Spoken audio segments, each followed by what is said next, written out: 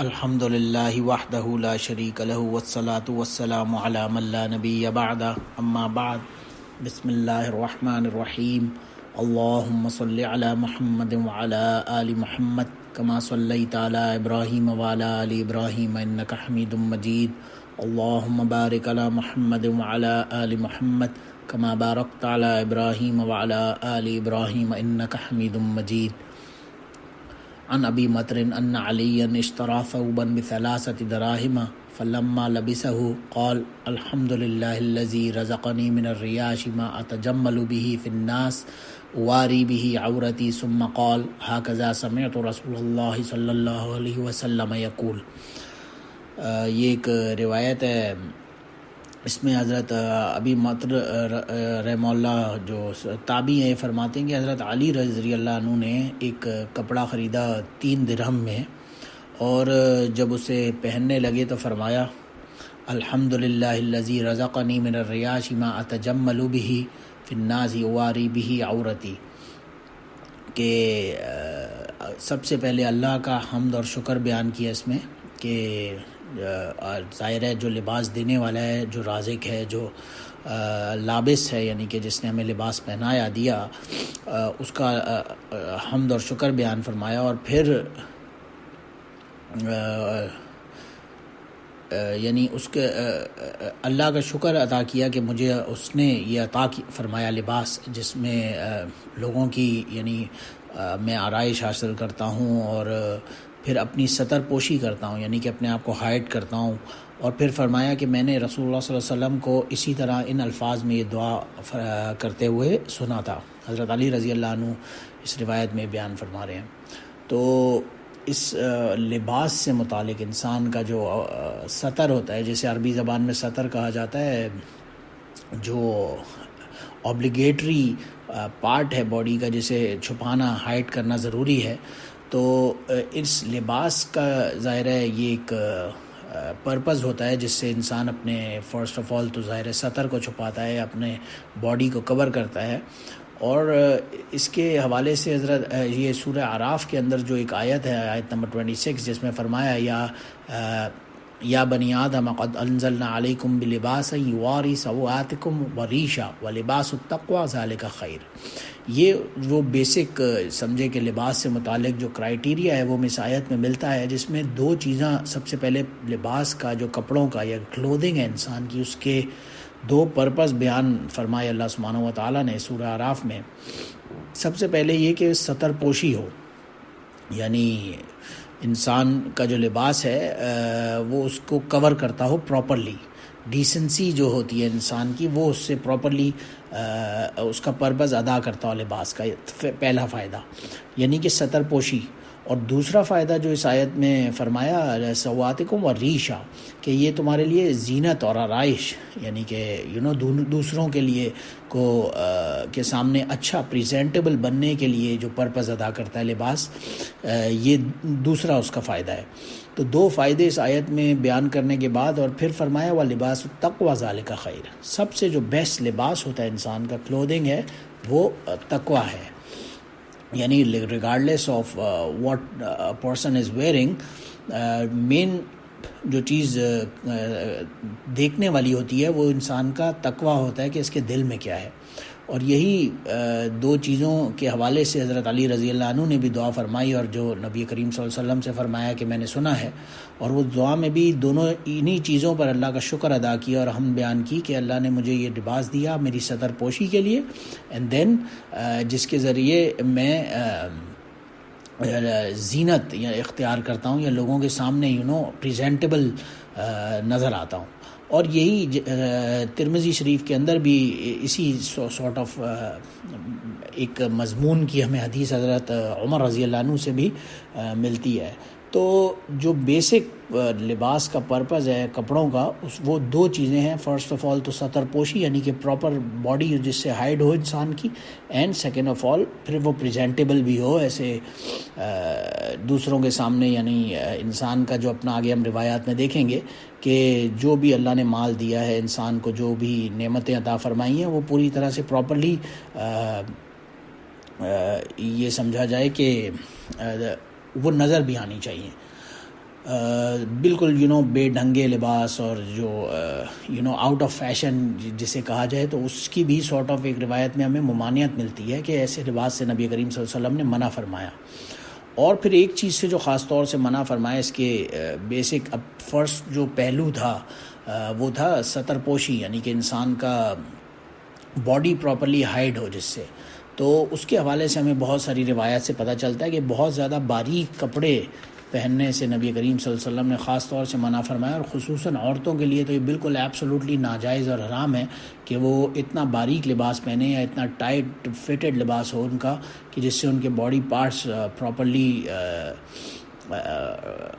نظر آ رہے ہوں یا فگر آؤٹ ہو رہے ہوں۔ تو اس طرح کے لباس سے خاص طور سے ایک دفعہ حضرت اسماء بنت ابی بکر رضی اللہ عنہ کے حوالے سے نبی کریم صلی اللہ علیہ وسلم نے انہیں خاص طور سے فرمایا کہ ایسا مت کرو اور یہ لباس چینج کرو۔ اور اسی طرح ایک روایت میں ام المومنین حضرت عائشہ رضی اللہ عنہ کا بھی ایک واقعہ ذکر ہے، جس میں حضرت عبد الرحمن بن عوف رضی اللہ عنہ، جو حضرت عبد الرحمن بن ابو بکر رضی اللہ عنہ جو ان کی بھائی تھے، ان کی بیٹی حفصہ رضی اللہ عنہ، ان کے حوالے سے آتا ہے انہوں نے ایک بہت ہی تھن کلودنگ کوئی ان کے اٹائر تھا ان کا، تو جسے باقاعدہ انہوں نے اتروا کر اور پھاڑ دیا اور موٹے کپڑے انہیں عطا کیے کہ یہ کپڑے پہنو، کیونکہ نبی کریم صلی اللہ علیہ وسلم کو ظاہر ہے جس چیز جو اتنی سخت ناپسندیدہ چیز ہو اس سے ممانعت ظاہر کی۔ تو بہت ہی باریک کپڑا پہننا عورتوں کے لیے خاص طور سے بالکل ایبسولوٹلی ناجائز اور حرام ہوگا۔ تو اسی حوالے سے ہمیں بہت ساری روایات ملتی ہیں۔ پھر ایک دوسری چیز جو اس کے بارے میں خیال اور غور کرنے کی ہے لباس کے حوالے سے ہی، اس میں تفاخر اور نمائش جو ہوتی ہے انسان کے کپڑوں میں، وہ اس کی بھی ممانعت ہے، یعنی کہ انسان اچھا اٹائر کرے لیکن اس میں خاص نیت یہ نہ ہو کہ میں لوگوں کو دکھانے کے لیے کر رہا ہوں، کیونکہ حضرت ابن عمر رضی اللہ عنہ کی روایت میں رسول اللہ صلی اللہ علیہ وسلم نے فرمایا من لبس ثوبا شہرۃ فی الدنیا البس اللہ ثوب مذلۃ یوم القیامہ، کہ جو دنیا میں لوگوں کو دکھانے کے لیے اچھے کپڑے صرف پہنے گا، برانڈڈ کپڑے لے لیے جی صرف اس نیت سے کہ میں لوگوں کو دکھاؤں گا، جی میرا فلاں برانڈ کا سوٹ ہے یا میرا فلاں برانڈ کی میری کلودنگ ہے، یہ صرف اس نیت سے پہننا، ہاں اچھے کپڑے پہننا اس نیت سے ہو کہ میں اپنا پریزنٹیبل لگوں، خود اپنا دل خوش ہو اور اللہ کی رضا کے لیے، اس کو اپنی نعمتوں کا شکر ادا کرنے کے لیے ہو، وہی چیز تو وہ جائز ہوتی ہے۔ لیکن صرف اس نیت سے اگر وہ لباس پہنا کہ بہت ہی میرا مہنگا برانڈڈ لباس ہے، اور جیسے آج کل فیشن ہے، ٹرینڈ ہے کہ جی میں نے جا کے پھر دوسرے کو بتایا جی میرا تو فلاں برانڈ کا یہ ڈریس ہے، یہ دیکھو یہ میری شرٹ، یہ میں نے گوچی سے لی ہے، میں نے پراڈا سے لی ہے، میں نے جارجیو ارمانی سے لی ہے، یہ میں نے آئس برگ کی میری شرٹ ہے، اتنے سیورل $100 کا میرا یہ فلاں برانڈ کے میرے کپڑے ہیں، یا فلاں ڈیزل کی میں نے اتنے $100 کی میں نے جینز پہنی ہوئی ہے، ایٹسیٹرا ایٹسیٹرا۔ اگر وہی چیز اپنے سیلف سیٹسفیکشن کے لیے اور اس کی کوالٹی کے لیے ہے تو اس میں کوئی حرج کی بات نہیں ہے، بٹ صرف اس نیت سے پہننا کہ میں دوسرے کو دکھاؤں گا، اور تفاخر جو ہوتا ہے اس کے حوالے سے یا نمائش کے حوالے سے، اس کے بارے میں سخت ممانعت اور وعید آئی کہ اللہ سبحانہ و تعالیٰ ایسی نیت پر جو لباس کر پہنے گا تو اسے قیامت کے دن ذلت کا لباس پہنائیں گے، نعوذ باللہ من ذالک، اللہم احفظنا منہم، ہمیں اللہ بچائے۔ اور صرف یہی نہیں بلکہ بعض اس میں علماء نے لکھا ہے کہ یہ بھی بعض دفعہ دیکھا گیا ہے کہ بہت ہی کوئی علامہ یا بڑا ولی اللہ یا بڑا ہی مقدس بزرگ بننے کے لیے کسی نے اس طرح کا اٹائر پہن لیا کہ میں لوگوں کو دکھاؤں گا میں کتنا بڑا نیک ولی اللہ ہوں، اور دل اس کا اندر سے حالانکہ کھوکھلا ہو، تو ایسی فقیری یا درویشی جس کی نمائش کے لیے کپڑے پہننے، وہ بھی اس کے اندر آ جائے گا۔ یعنی صرف یہی نہیں کہ کوئی مہنگے کپڑے ہوں، بلکہ ایسی نمائش بھی جو دوسرے کو دکھانے کے لیے، اپنے آپ کو بہت ہی نیک پریزنٹ کرنے کے لیے ہو، وہ اس سے کی بھی ممانعت اس حدیث کے اندر آ جائے گی، کیونکہ جو نیکی ہوگی وہ تو انسان کے دل کے اندر ہوتی ہے، اس کے کپڑوں سے، اس کے اٹائر سے اس کا پتہ لگانا یہ ظاہر ہے اوبویسلی ممکن بھی نہیں ہے، اور جو شخص ایسا کرے گا اس کے بارے میں سخت وعید آ رہی ہے اس حدیث میں۔ اور اسی طرح جو متکبرانہ لباس ہے کہ جو لوگوں کو دکھانے کے لیے ہوتا ہے، اس کے بارے میں تو آتا ہے لم ینظر اللہ الیہ یوم القیامہ، اللہ سبحانہ و تعالیٰ ایسے بندے کے طرف دیکھے گا بھی نہیں جو متکبرانہ لباس پہنتا ہے۔ یعنی اس زمانے میں فیشن ہوتا تھا ٹخنوں سے لمبے لٹکتے ہوئے کپڑے پہننے کا، تو اس کے بارے میں نبی کریم صلی اللہ علیہ وسلم نے بہت ہی کیٹیگورکلی فرمایا کہ اپنے کپڑوں کو، اپنے جو پینٹس ہوتی ہیں یا اپنا جو بھی نیچے کی چادر ہوتی ہے، اسے اپنی پنڈلی تک یعنی اینکل سے اوپر تک رکھو، اس سے زیادہ نیچے لٹکاؤ مت، کیونکہ وہ بھی ایک سارٹ آف متکبرانہ ایک اس کی نشانی پائی جاتی ہے. خاص طور سے ان دنوں میں تو بہت زیادہ تھا کہ جو متکبرانہ لوگ تھے وہ لمبی چادریں ان کے پاؤں میں گھسیٹ رہی ہوتی تھی، یہ ان کی نشانی ہوتی تھی اور وہ یہ دکھانے کے لیے کیا کرتے تھے. تو اس کی خاص طور سے نبی کریم صلی اللہ علیہ وسلم نے ممانعت فرمائی. اور اسی طرح ریشم کا لباس پہننا بھی مردوں پر جائز نہیں قرار دیا، اور کیٹیگوریکلی فرمایا حل الذهب والحریر للناس من امتی وحرم علی ذکورها، کہ سونے چاندی وغیرہ کے جو زیورات ہیں یا ریشم کے لباس ہے، اس پہ یہ مردوں کے لیے حرام قرار دے دیے گئے، صرف عورتوں کے لیے اس کی اجازت ہے، اس لیے مردوں کو اس سے بھی دور رہنا چاہیے اور بچنا چاہیے. اور ایک اور چیز جس کی ممانعت آتی ہے حدیث میں کہ ایک مرتبہ ایک آدمی گزر رہا تھا اور اس نے لال کلر کا ثوبانی احمرانی، اس نے لال کلر کے ریڈ کلر کے 2 چادریں اوڑھی ہوئی تھیں اوپر اور نیچے. پھر فسلم علی النبی صلی اللہ علیہ وسلم، جب اس نے نبی کریم صلی اللہ علیہ وسلم کو سلام کیا تو فلم یرد علیہ، نبی کریم صلی اللہ علیہ وسلم نے اس کے سلام کا جواب بھی نہیں دیا. یعنی سلام کا جواب نہ دینا یہ سارٹ آف ایک اتنی سخت ناراضی اور ناگواری کی سارٹ آف کھلی دلیل ہے، اسے کہا جا سکتا ہے. تو ریڈ کپڑے پہننے سے بھی مردوں کو گریز کرنا چاہیے. پھر ایک اور چیز جو لباس کے حوالے سے ظاہر ہے، کیونکہ ہم فرسٹ ابھی سطر کے حوالے سے بات کر رہے ہیں کہ پراپر کور ہو، اس میں ایک چیز یہ بھی آتی ہے کہ مردوں کو عورتوں کی طرح اور عورتوں کو مردوں کی طرح کا لباس بھی نہیں پہننا چاہیے. جیسے حدیث پاک میں آتا ہے لعن رسول اللہ صلی اللہ علیہ وسلم المتشبہین من الرجال بالنساء والمتشبہات بالنساء بالرجال، کہ مردوں ایسے لوگوں پر اللہ کے رسول صلی اللہ علیہ وسلم نے لعنت فرمائی جو وہ لوگ جو مرد عورتوں کے لباس پہنتے ہیں اور وہ عورتیں جو مردوں کے لباس پہنتے ہیں. یعنی اپنے آپ کو ماڈرن پریزنٹ کرنے کے لیے یا لبرل دکھانے کے لیے کوئی عورت ہے وہ مرد کے اٹائر میں جا رہی ہے یا ایٹسیٹرا. سملرلی کوئی مرد ہے وہ بلا وجہ عورتوں کی طرح اٹائر کر کے جا رہا ہے، تو اس سے خاص طور سے نبی کریم صلی اللہ علیہ وسلم نے منع فرمایا. اور جو چیز نبی کریم صلی اللہ علیہ وسلم نے پسند فرمائی وہ یہ تھی کہ مردوں کو خاص طور سے نصیحت فرمائی کہ وہ سفید کپڑے پہنا کریں، اور اسی لیے فرمایا البسوا الثياب بالبيض فانها اطهر واطيب وكفنوا فيها موتاكم، کہ تم سفید کپڑے پہنا کرو اور سفید کپڑوں میں ہی اپنے مردوں کو دفنایا کرو. کیونکہ ایک دوسری روایت میں یہ بھی آتا ہے ان احسن ما زرتم اللہ فی قبورکم ومساجدکم البیاض، کہ سب سے جو اچھا کلر ہے اللہ سبحانہ و تعالیٰ کے نزدیک جس میں تم اپنی قبروں میں اور مسجدوں میں اللہ سے ملاقات کرو، وہ کلر وائٹ ہے اللہ کے نزدیک. تو وائٹ کپڑے پہننے کی خاص طور سے نصیحت فرمائی. تو سطر کے حوالے سے ایک تو کورڈ ہو، لیکن ایک چیز کا خاص طور سے خیال رکھنا چاہیے، ظاہر ہے متکبرانہ لباس بھی نہ ہو اور بہت زیادہ نمائش اور تفاخر کے لیے بھی لباس نہ پہنا جائے، لیکن ایٹ دا سیم ٹائم اگر کوئی شخص بہت ہی پھٹے پرانے کپڑے پہن کے یہ سمجھے کہ جی میں بہت اس سے نیک ثابت ہو جاؤں گا، تو اس کی بھی خاص طور سے نبی کریم صلی اللہ علیہ وسلم نے ممانعت فرمائی. اس کے بارے میں بہت ساری احادیث میں ہمیں یہ بات ملتی بھی ہے کہ شخص جا رہا تھا نبی کریم صلی اللہ علیہ وسلم کے پاس، اس نے پھٹے پرانے کپڑے پہنے ہوئے تھے، تو نبی کریم صلی اللہ علیہ وسلم نے اسے منع فرمایا اور پوچھا کیا تمہارے پاس مال نہیں ہے جو تم اس طرح سے گھوم رہے ہو؟ تو بہرحال اور ایک روایت میں یہ بھی آتا ہے نبی کریم صلی اللہ علیہ وسلم نے فرمایا ان اللہ یحب ان یرا اثر نعمتہ علی عبدہ، کہ اللہ سبحانہ و تعالیٰ اس چیز کو پسند فرماتا ہے کہ لوگوں جو اللہ کی نعمتیں ہیں تمہیں دی گئی وہ تمہارے جسم پر نظر آئیں.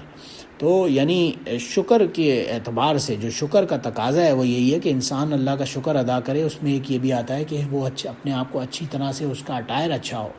یعنی تفاخر تو نہ ہو، اس میں متکبرانہ نیت سے تو لباس نہ پہنا جائے، لیکن ایٹ دا سیم ٹائم بالکل پھٹے پرانے پرگاندہ حال میں بھی نہ گھومے. اسی لیے ایک روایت میں یہاں تک آتا ہے نسائی اور ابن ماجہ اور احمد کے اندر کہ نبی کریم صلی اللہ علیہ وسلم نے فرمایا کلوا واشربوا وتصدقوا والبسوا ما لم يخالط اسراف ولا مخیلۃ، کہ کھاؤ پیو اور دوسروں پر صدقہ کرو اور جو مرضی پہنو بشرطیہ کہ اسراف اور نیت میں فخر اور استکبار نہ ہو. یعنی ایک طرف بلا وجہ فضول خرچی نہ ہو اور دوسری طرف فخر اور تکبر کی سارٹ آف نیت نہ ہو لباس کے اندر. تو پھر جو مرضی کرو اس کی اجازت ظاہر ہے اللہ کے نبی کریم صلی اللہ علیہ وسلم نے دی ہمیں. ایک اسی لیے امام بخاری رحمہ اللہ نے ایک روایت حضرت عبداللہ بن عباس رضی اللہ عنہ کے حوالے سے ان کا قول نقل فرمایا ہے، جس میں وہ آتا ہے کہ کل ما شئت والبس ما شئت ما اخطأتک اثنتان صرف و بخیلۃ، کہ کھاؤ پیو جو مرضی ہے، جو چیز منع ہے وہ صرف دو چیزیں ہیں، ایک تو اسراف اور دوسرا استکبار، تفاخر، جیسے کہ اس روایت میں بھی آیا۔ اور ظاہر ہے وہ فیکٹر اگر نہ ہو تو پھر برے پھٹے پرانے کپڑوں میں باقاعدہ رہنے سے منع فرمایا۔ اور ایون بال وغیرہ کے حوالے سے بھی آتا ہے، جو داڑھی کے بال ہیں، انسان کے سر کے بال ہیں، ان کا بھی خاص خیال رکھے، ان کا اکرام کیا کرے۔ ایسے نہ ہو کہ کوئی بندہ بالکل ہی بری حالت میں اس لیے گھوم رہا ہو کہ میں بہت ہی نیک نظر آؤں گا، لیکن اس نیت سے ایسا کرنا، اگر مال ہے تو پھر اسے اللہ کی نعمت کو صحیح طرح سے یوٹیلائز کرنا بھی اللہ کے شکر کے اندر ہی آ جائے گا۔ لیکن بہرحال یہ سب کے ساتھ حدیث پاک میں آتا ہے، ایک دفعہ نبی کریم صلی اللہ علیہ وسلم نے بار بار فرمایا الا تسمعون الا تسمعون، کیا تم سنتے نہیں ہو، یعنی غور سے سنو، اور اسے ریپیٹیشنز کے ساتھ بار بار فرمایا۔ اور پھر فرمایا ان البذاۃ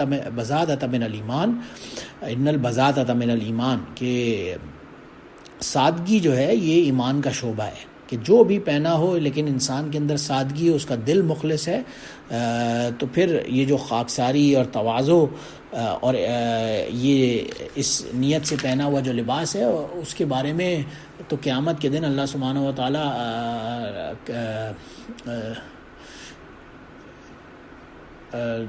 قیامت کے خوبصورت لباس پہنائیں گے۔ حلل الایمان یلبسوا، ایمان کے جو ہائیسٹ لیول کے جو لباس ہوں گے قیامت کے دن، اللہ سبحانہ و تعالیٰ اس میں سے اختیار دیں گے بندے کو کہ جو چاہو پہنو۔ تو یہ جو سادگی ہے، اسے بہرحال اپنے کنسیڈریشن میں انسان کو رکھنا چاہیے۔ اور بہرحال پھر رسول اللہ صلی اللہ علیہ وسلم کے اپنے لباس کے حوالے سے بہت ساری روایات ہمیں ملتی ہیں، جس میں ایک میں عائشہ رضی اللہ عنہ کا آتا ہے کہ جب وفات ہوئی تو انہوں نے 2 چادریں پہنی ہوئی تھیں، یا ام سلمہ رضی اللہ عنہ کے حوالے سے آتا ہے کہ نبی کریم صلی اللہ علیہ وسلم کو قمیض بہت ہی محبوب تھی اور پسند تھی، آپ پہنا کرتے تھے شوق سے۔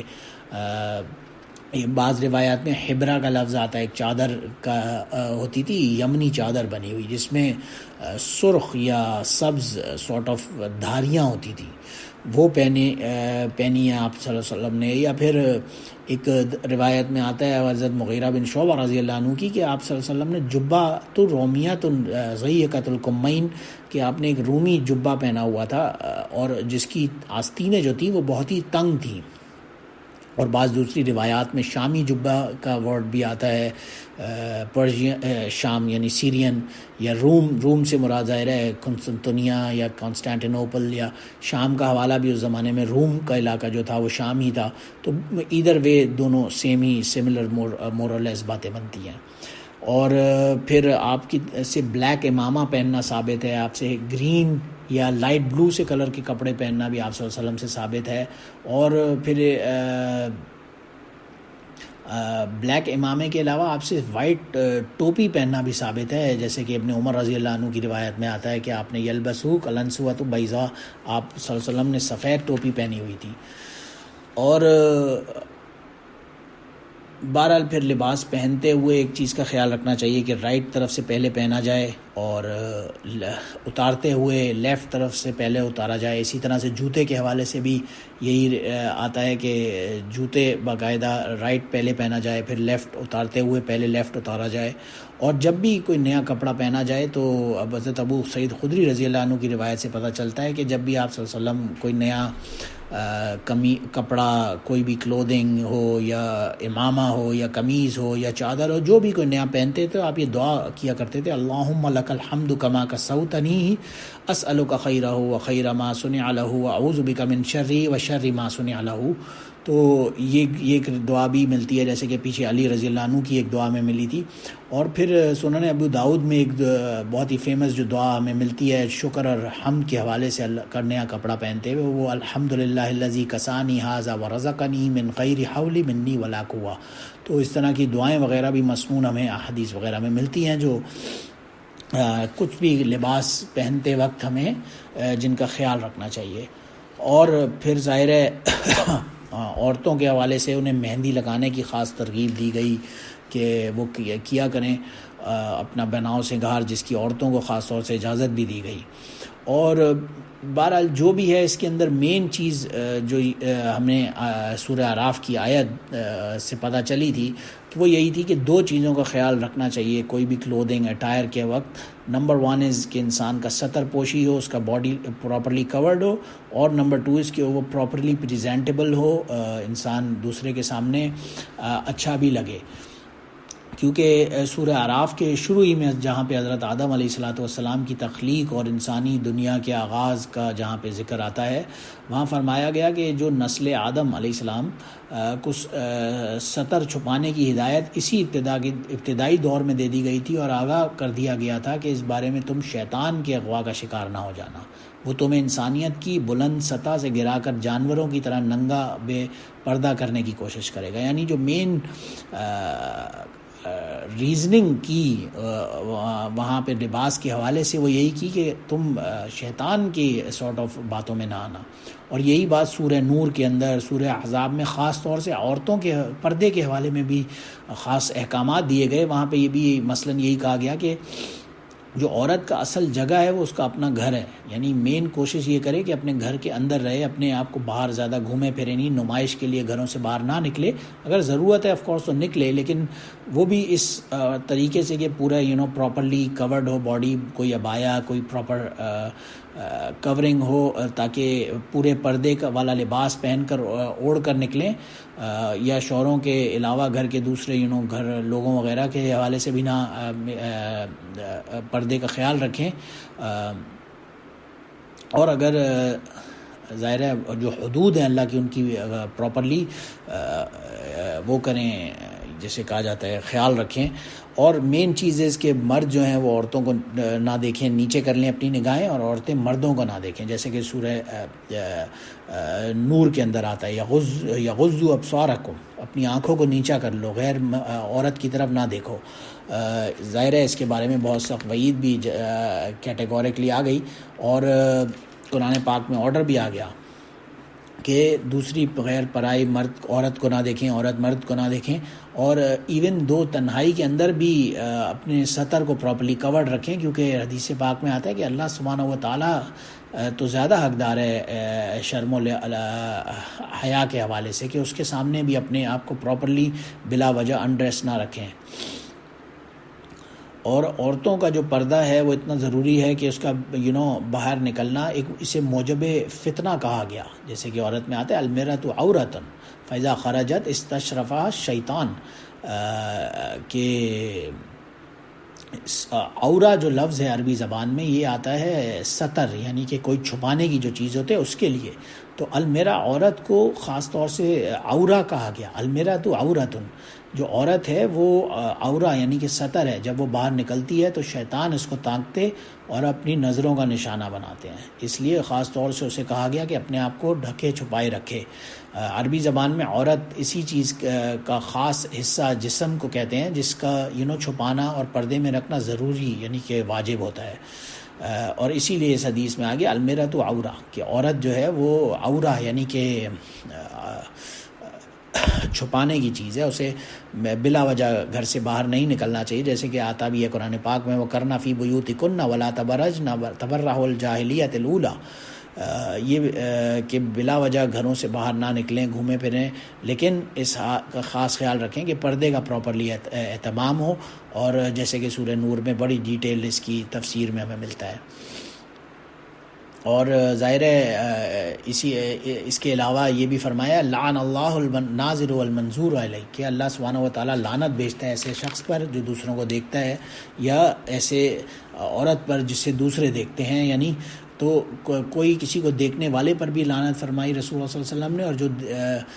جسے دیکھا جا رہا ہے اس پر بھی لعنت فرمائی کہ اس نے موقع کیوں دیا دوسرے کو کہ وہ مجھے دیکھے.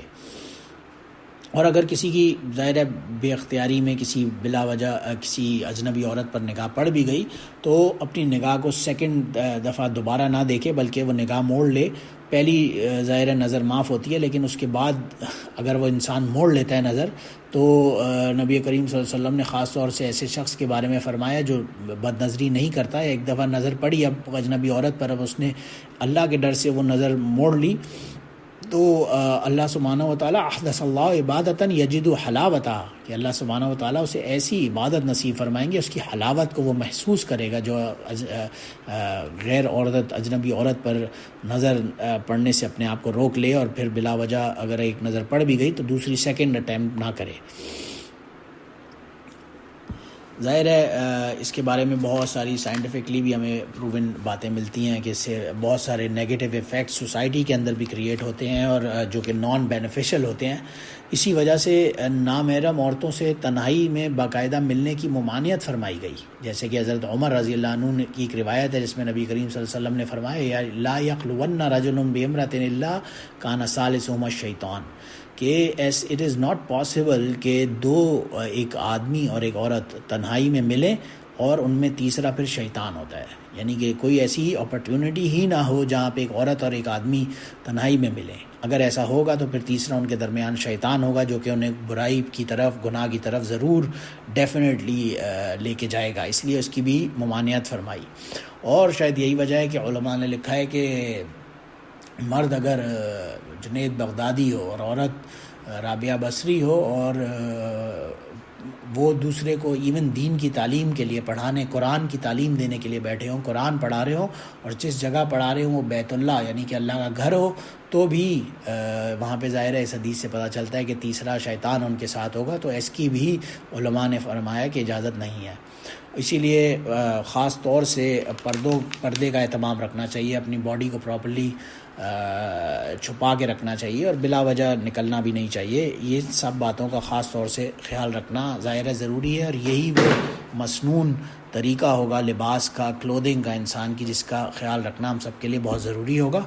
تو اللہ سبحانہ و تعالیٰ میں صحیح معنوں میں شریعت کے مطابق لباس کرنے کی اور اس پر چلنے کی توفیق عطا فرمائے، اور مسنون طریقے سے لباس پہننے کی بھی توفیق عطا فرمائے، اور اس کا شکر ادا کرنے کی، جیسے کہ روایات سے پتہ چلا کہ لباس پہنتے ہوئے مسنون جو دعائیں ہمیں ملتی ہیں، تو ہمیں اللہ کا حمد اور شکر بیان کرنے کی بھی توفیق عطا فرمائے۔ وآخر دعوانا ان الحمد للہ رب العالمین، سبحان ربک رب العزۃ عما یصفون وسلام علی المرسلین والحمد للہ رب العالمین، سبحانک اللہم وبحمدک اشہد ان لا الہ الا انت استغفرک واتوب الیک۔